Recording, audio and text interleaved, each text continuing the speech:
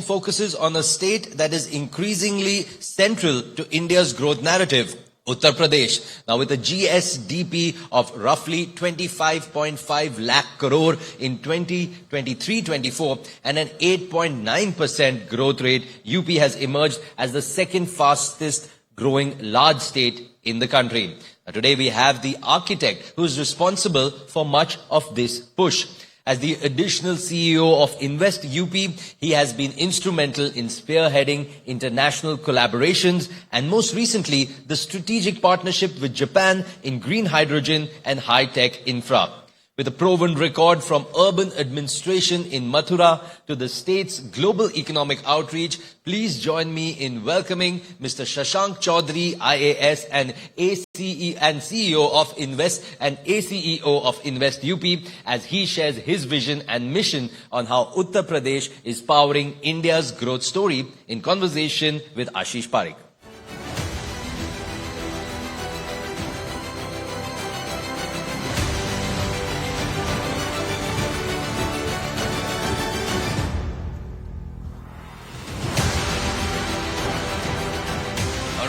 Over the past couple of days, we've been speaking a lot about India's growth trajectory. What could be the key drivers of India's growth? And I think a lot of people sitting here in this room would agree with me when I say that India's growth, as far as its economy is concerned, starts with Uttar Pradesh. When Uttar Pradesh grows, India will also see the effects of it. And like Sumit rightly said, I have with me the architect of Uttar Pradesh's growth right now, Mr. Chaudhary.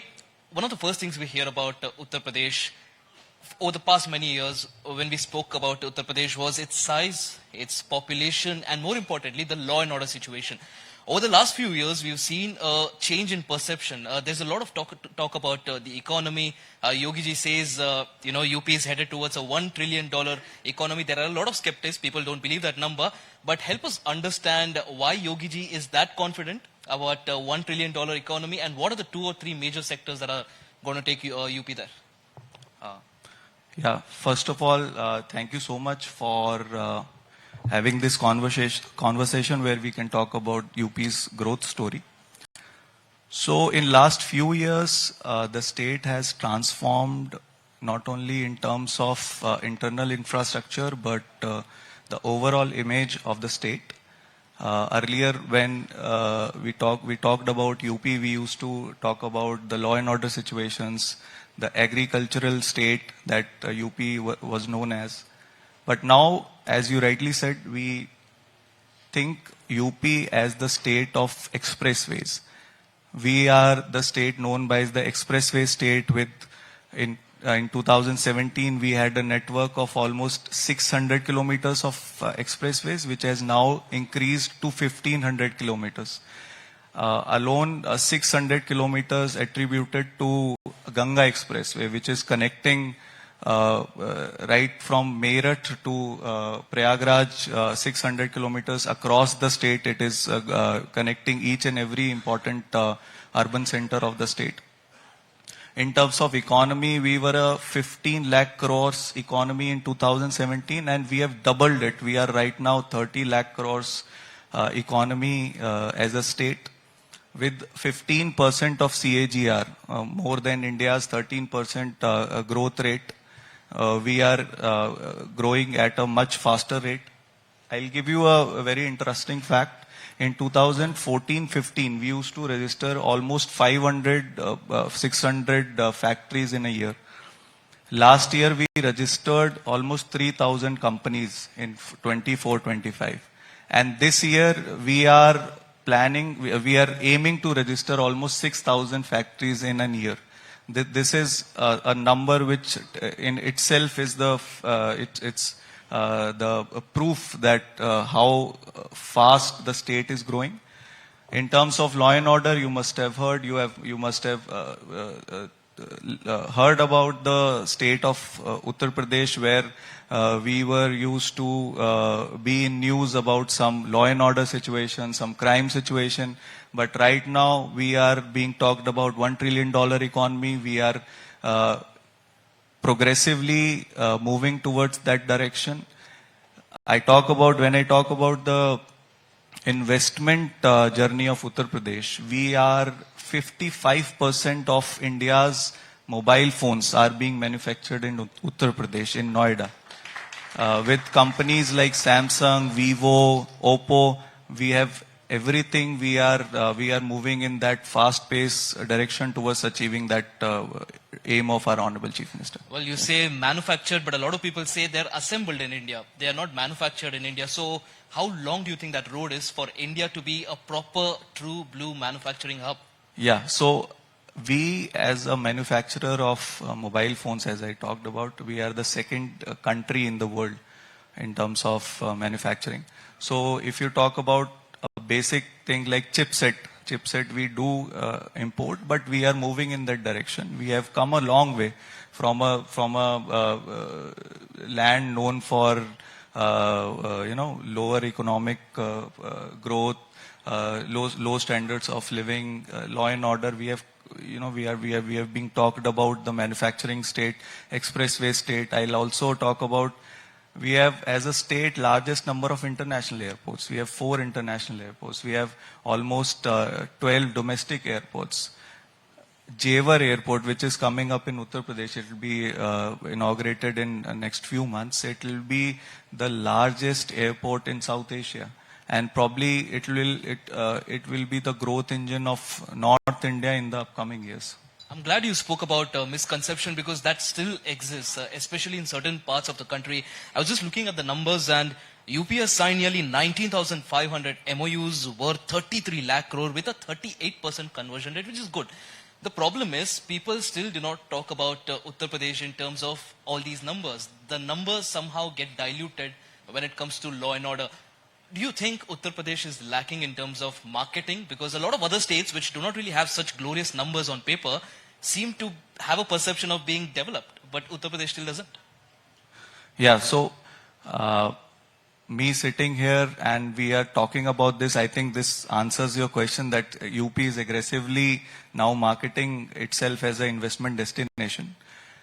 In 2023, we did our Global Investor Summit, in which 33 lakh crores of intents we received, and out of those, almost 12 lakh crores of intents we were able to give land, and out of those, almost 6 lakh crores of investments are already in commercial operations. We are going to plan. We were planning our next groundbreaking ceremony in December, January, this in the upcoming days, and we are going to do groundbreaking for almost 6 lakh crores of further projects. Then we are also planning for a global investor summit next year also. So this is not a normal thing, not a normal journey. We are aggressively into investment promotion. We are aggressively into attracting companies to Uttar Pradesh. This has happened because in last 7 to 8 years, we have done our homework right. In terms of infrastructure, we have developed expressways. In terms of airports, international airports, I talked about. In terms of local investor-friendly ecosystem that we have developed. So UP is the only state with, we have 75 districts where we have in each district one Udyami Mitra.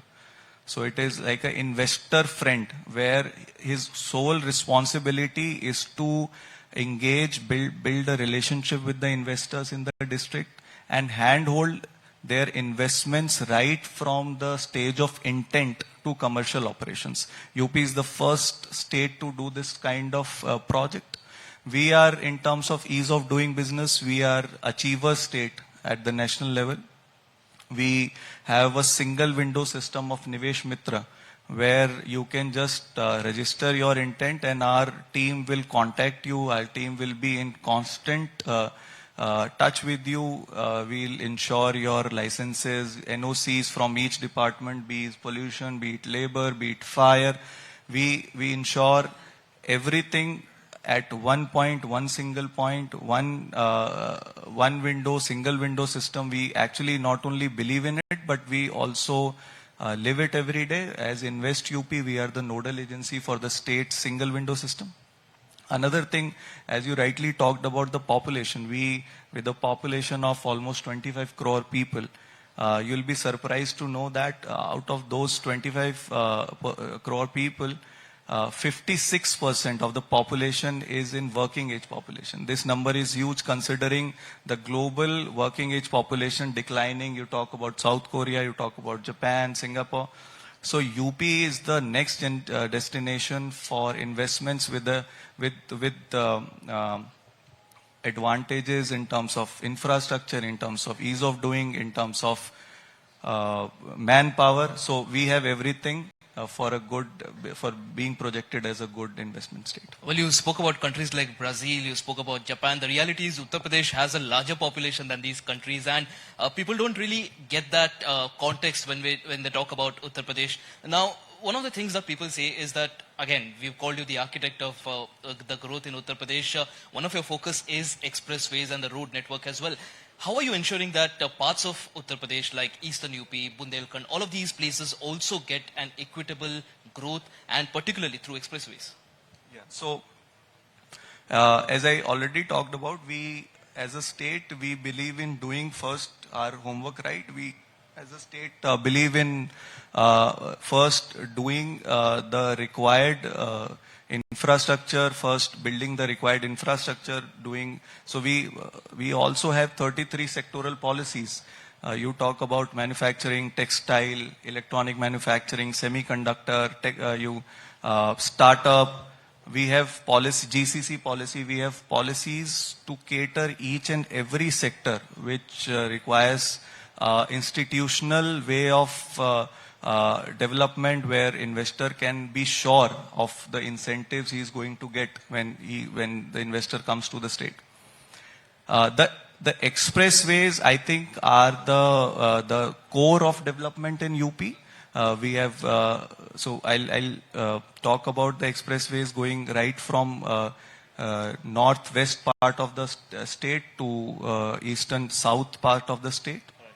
Along those expressway, we have developed 27 nodes, where on these 27 nodes, we have bought land, we have acquired land, and we have made plug-and-play services where the investor can right away get land and then they can set up their factories. If I talk about Bundelkhand, we have 5,000 acres of readily land available there. In Purvanchal, we have 35 acres of land available. You talk about districts like Amethi, Ghazipur, which are as you rightly said, they are like far off districts, kind of left out right now. But to ensure that economic development reach those districts, we have planned the industrial land in such a way that we have placed the expressways and land along those express so that the factories come there, the industries can come there and set up their factories there. Yeah. All right. We've spoken a lot about factories. Let's also talk about agriculture, because UP is second to none when it comes to that. As part of UP's diversified agriculture push, what sort of a change do you think farmers will witness over the next 5 years in terms of market access, in terms of income, or value addition overall? Yeah, so as I talked about the industrial development in the state, we have strategically planned these investment regions along the expressways to ensure that the area will witness an overall development. We are not leaving any sector of the state untouched, be it agriculture, manufacturing. UP as the highest producer of food grains, we are very much focusing on food processing industries, and we are pushing food processing industries in the area of Bundelkhand and Purvanchal region, where the farmers, there is a huge chunk of farmers who require handholding from the state. Also, with the vision of doubling farmers' income, we are very much pushing FPOs, farmers producer organizations, and you will be surprised to know that FPOs of Uttar Pradesh are exporting to other countries also, and we are also bringing them into the gambit of this industrial growth where FPOs can also be connected to the food processing industries and the value chain can be integrated and the fruits of growth can trickle down to farmers as well and also small towns. You spoke about international markets just now, and one of the things that we said in your introduction also was that you personally are very keen on international investments. Is your target only ensuring good quality investment, or are you trying to ensure that UP as a state with all the resources, particularly human resources, opens up to international markets? Yeah. So UP as a state, we are the first state to have a FDI FCI policy. We give upfront land subsidy up to 80% for companies who are getting FDI into the state. So this is something no other state is offering. We have had a huge line of investments from all over the world. In last Global Investor Summit, we got participation from 40 plus countries and 25,000 delegates participated in our Global Investor Summit. We did road shows in almost 18 plus countries. This year also, in 2026, we are planning a Global Investor Summit and we are planning to have an aggressive outreach in all the countries. We have made specific country desks in Invest UP which focuses on these states. These countries are being selected based on some parameters like good political relationships with India, sectors which we can focus on. For example, Germany, France, these countries already have a good defense sector, and UP being one of the leading states in terms of defense industries. Only two states have defense corridors, UP and Tamil Nadu, and UP being the leader in that. We have made these country desks so that we can focus on these countries and specific sectors. We are offering capital subsidies also, GST subsidies, stamp duty exemptions for foreign companies. And we are welcoming foreign companies with an open arm, with red carpet. And we also are projecting and also marketing our upcoming Jewar airport, which is, I think, it will be a game changer for Western UP. Where along with that, we are planning specific areas in industrial areas, such as we are planning to develop a Japanese city, a Korean city. Where we can attract, where these countries can feel that ecosystem which they are comfortable to work in. These companies can come in clusters. One anchor investor can come, anchor industry can come, and all the ancillary industries can develop and set up their production in that particular area. So you're rolling out the red carpet, you're building a Japanese city, Korean cities, and all those plans that you have. But quick follow-up question there. What's your pitch to the investors? When you go to the investors, why UP? Yeah. So three most important things that I spoke up about briefly. Firstly, the infrastructure that we have developed. We have worked really hard in developing that infrastructure. A lot of government. So being a state, as a government, we need to decide in which sector we have to invest. So as you rightly said, and we have a large population, we have to run the social sector schemes also, we have to invest in health also, we have to invest in education also. Then the hard decision comes. So we made that hard decision to invest in expressways, airports, rail network. We are the first state to have a rapid rail system right from Delhi to Meerut. We have invested in inland waterway systems. We have invested in road and rail networks. So the preparations we have done. Now we have a good infrastructure that we can offer to the investors. Secondly, policies. The government is very much clear about institutionalizing and formalizing and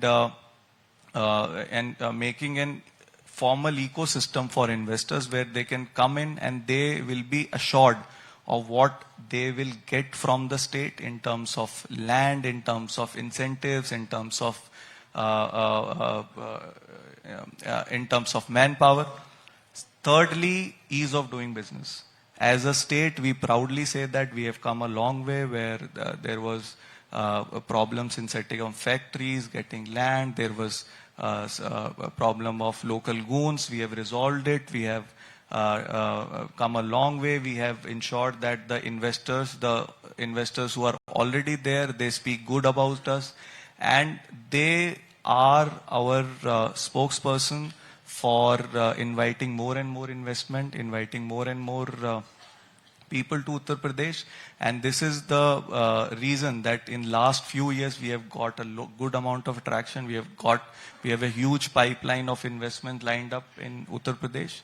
And with that, we also project these numbers to the prospective investors, so that they can come in the state, they can explore the state as an investment destination, and we are there to handhold them. And before we wrap, I'll come back to something that we started the discussion with, which is the misconception about UP. I'm sure a lot of investors are watching us right now as well. A lot of people interested in bringing their businesses into UP. What are the 3 or 4 misconceptions you think about UP that finally needs to go, you think UP has grown out of? So firstly, I'll talk about law and order. Law and order, as you must have seen in last few years, it has changed drastically. We have, if I talk about tourism, tourism is a big indicator of how good a state doing in law and order situation. So I'll give you some numbers. Varanasi, Mathura, Ayodhya, Prayagraj. We did our Mahakumbh last year, and you must have witnessed how successful that event was. If I talk about religious tourism, Varanasi is a place which gets almost 8 crores people per year. Mathura, on second number, gets 6.5 crore people per year. These numbers indicate that the kind of confidence and belief, the kind of ecosystem the state has developed in terms of good law and order, good staying places, good hotels, good infrastructure in terms of connectivity. So UP has transformed itself in terms of tourism. We are working on it more aggressively now.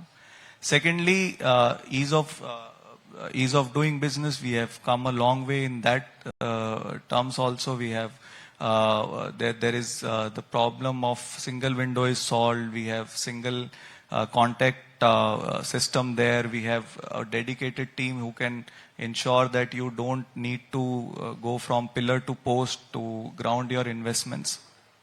And thirdly, I would say international presence. With the upcoming Jewar Airport and international airports, we are placing ourselves at the international stage to attract international investments. And also, as I talked about the policies, we have worked in each sector so to ensure that we do not leave any sector, we do not miss out on any sector. Yeah. And again, just an additional question there. When women are not safe traveling to their offices, when women don't feel comfortable traveling to offices, economic growth and industries coming in, that also hits a ceiling. From your end, from Invest UP, what are the steps that you've taken? What has the government done to ensure that women in particular feel safe when traveling to work? Yeah, so women's safety has been a big concern for the state, and our Honorable Chief Minister has focused on it aggressively, and he keeps talking about it. He has brought a lot of policy interventions in that sector. We have Mahila Thanas in each district specifically to ensure that all the women-related complaints go there. The entire the manpower deployed in those thanas are only females, so that the females feel the complainants feel that kind of comfort going there. Also, we have decriminalized a lot of sections from a lot of acts where there are problems with women-related crimes. Also, we have increased the number of hours and the number of industries where women workers can work. In that terms, we have liberalized and institutionalized and also ensured that women worker feels safe in working in those industries. Also, interventions like creches and women safety rooms are being mandated in industries, in factories. Labor laws has been liberalized to attract women workforce, and there have been dedicated teams, Dial 100 team, 911, all these teams are being deployed in the districts and especially in industrial areas, so that women's safety can be taken care of. And we need to end this conversation on this particular note. This is a personal question that I have. I feel religious tourism has a massive market in a state like UP. Do you truly believe that this is a market that hasn't been tapped into? How much do you think infrastructure is a barrier? Because we've seen what happened with the Mahakumbh, like you said, you know, the way it was handled, it was appreciated across the world. Do you think better infrastructure will ensure that tourism benefits, and at the end of the day, it's the state that benefits? Yeah, definitely. I myself had the opportunity to serve in one of the most religious places in the country, Mathura, Vrindavan, and I could make out that tourism is one thing that can actually bring that economic growth that we all talk about. It will be one of the one of the steering sector in achieving $1 trillion economy. In Mathura, Ayodhya, Varanasi, we are we have attracted a lot of 5-star hotels, a lot of good restaurants, staying places. We are developing ways to wonder parks. We are developing attraction other than temples, so that once people plan to visit, for example, they plan to visit Mathura, they have an itinerary of 3-4 days, so that they can go, stay back, stay in the hotels, spend money, explore the culture. And all these things, when combined together, they can bring about the change in terms of economic and social change that we talk about.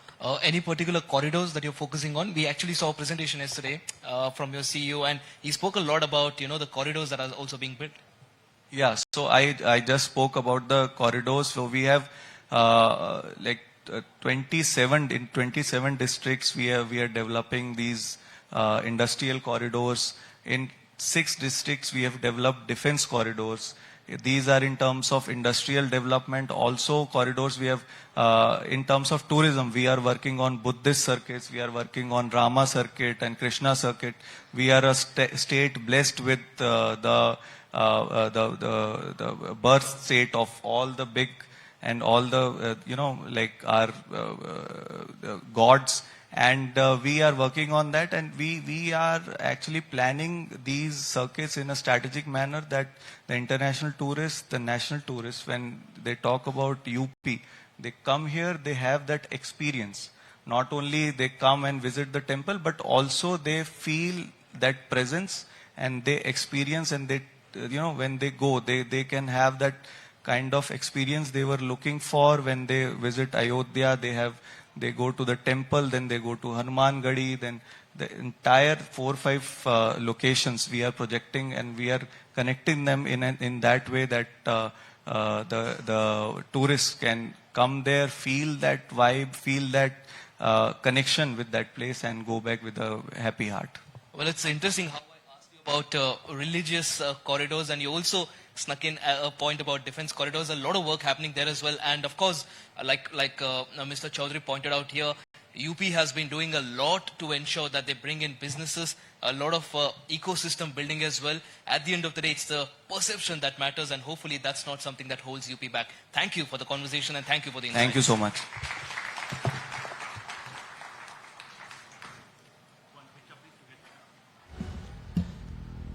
Well, thank you for that, Mr. Chaudhary and Ashish, for an enlightening session on Uttar Pradesh.